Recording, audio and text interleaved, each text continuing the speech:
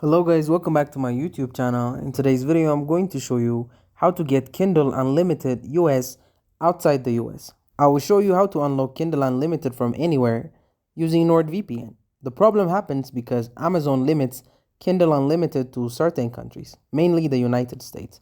That means if you leave outside the US, you will see regional restrictions or missing titles. But here's the fix.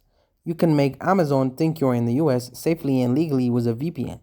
Step 1. Download and install NordVPN. Step 2. Open the app, sign in, and connect to a United States server.